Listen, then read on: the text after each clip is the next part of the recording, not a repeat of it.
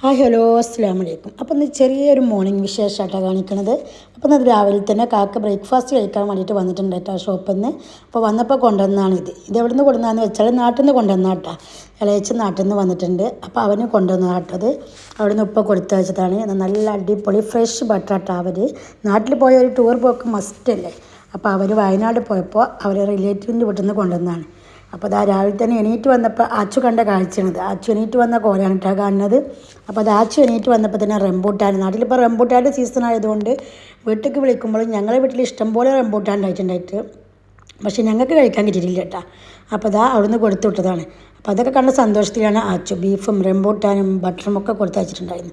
അപ്പോൾ അത് ആച്ചു എണീറ്റ് വന്ന പടനെ അത് കഴിക്കാൻ നിന്നപ്പോൾ ബ്രഷ് ചെയ്ത് വായുവോ എന്ന് പറഞ്ഞു. ആച്ചു ബ്രഷൊക്കെ ചെയ്ത് വന്ന് റംബൂട്ടാൻ കഴിക്കൽ കൊടുത്തി. അപ്പോൾ കാക്കു പറഞ്ഞു ദോശയ്ക്ക് എന്താ കറി ചോദിച്ചപ്പോൾ ഞാൻ പറഞ്ഞു മുളക് ഇട്ടതാണ് എന്ന് പറഞ്ഞപ്പോൾ കാക്കു പറഞ്ഞു ബീഫൊന്ന് വേഗം ഒന്ന് സെറ്റാക്കിക്കാറുണ്ട്. അപ്പോൾ ഞാൻ ചടപട 2 വല്യുള്ളിയൊക്കെ എരിഞ്ഞ് ഒരു വല്യുള്ളിയും തക്കാളിയൊക്കെ ഇതാക്കിയങ്ങാണ്ട് ഒന്ന് തട്ടിക്കൂട്ടി ബീഫുണ്ട് കുറച്ചെടുത്ത് ബീഫ് റെഡിയാക്കിയിട്ടാണ്. അങ്ങനെ ബീഫും കൂട്ടി ഞങ്ങൾ ദോശയൊക്കെ കഴിച്ചിട്ടാണ്. എത്ര ഇവിടുത്തെ ബീഫ് കഴിച്ചാലും നാട്ടിലത്തെ ആ ബീഫിൻ്റെ ടേസ്റ്റ് ഉണ്ടല്ലോ എൻ്റെ അമ്മോ അത് പറയണ്ട. ഇവിടെ ഒരാൾ ഇതന്ന് ദോശ ഒന്നും വേണ്ട റംബൂട്ടാൻ തന്നെ മതി എന്ന് പറഞ്ഞിട്ട് പാത്രം എടുത്ത് വെച്ച് ഫുള്ള് തീറ്റയിട്ടാണ്. ഇതിൻ്റെ ഒരു മരമാണ് ഇതിൻ്റെ ആച്ചോട്ട. ഞങ്ങളുടെ വീട്ടിൽ ഇഷ്ടം പോലെ ഉണ്ടായിട്ടുണ്ട്. പക്ഷേ ഞങ്ങൾക്ക് കൊണ്ടുവരാൻ അപ്പോൾ ആ ടൈമിൽ ഞങ്ങൾക്ക് കൊണ്ടുവരാൻ പറ്റിയിട്ടില്ല കേട്ടോ.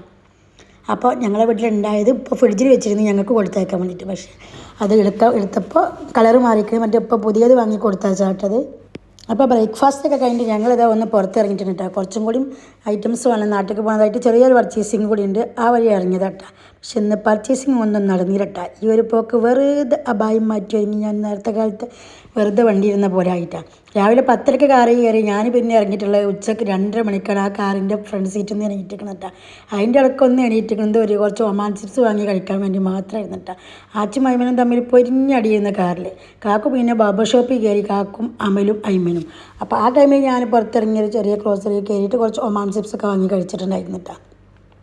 അങ്ങനെ ഒമാൻ ചിപ്സൊക്കെ കഴിച്ച് ഞാനവിടെ ഇരുന്നപ്പോൾ അതിന് അവർ വന്നു. അപ്പോൾ നമ്മളെ വീഡിയോ ഇഷ്ടപ്പെട്ടാൽ ലൈക്ക് ചെയ്യുക, ഷെയർ ചെയ്യുക.